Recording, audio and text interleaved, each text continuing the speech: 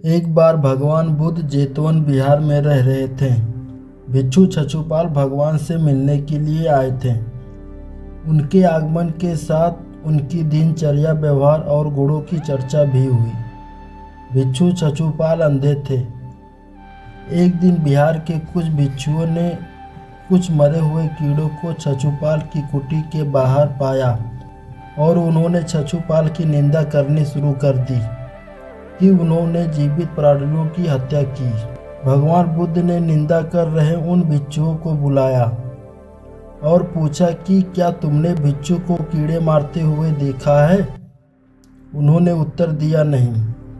इस पर भगवान बुद्ध ने उन साधकों से कहा कि जैसे तुमने उन्हें कीड़े मारते हुए नहीं देखा है, वैसे ही छछूपाल ने भी उन्हें मरते हुए नहीं देखा और उन्होंने कीड़ों को जानबूझकर नहीं मारा है, इसलिए उनकी भर्त्सना करनी उचित नहीं है। भिक्षु ने इसके बाद पूछा कि छछूपाल अंधे क्यों हैं?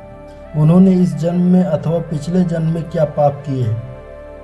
भगवान बुद्ध ने छछूपाल के बारे में कहा कि वह पूरे जन्म में एक चिकित्सक थे। एक अंधी स्त्री ने उनसे वादा किया था कि उसकी आंखें ठीक कर देंगे तो वह उसका परिवार उनके दास बन जाएंगे। स्त्री की आंखें ठीक हो गई, पर उसने दासी बनने के भय से या मानने से इनकार कर दिया। चिकित्सक को पता था कि उस स्त्री की आंखें ठीक हो गई हैं, वह झूठ बोल रही है। उसे सबक सिखाने के लिए या बदला लेने के लिए छछूपाल ने दूसरी दवा दी। उस दवा से महिला फिर अंधी हो गई। वह कितना ही रोई पीटी, लेकिन छछूपाल जरा भी नहीं पसीजा। इस पर फलस्वरूप अगले जन्म में चिकित्सक को अंधा बनना पड़ा।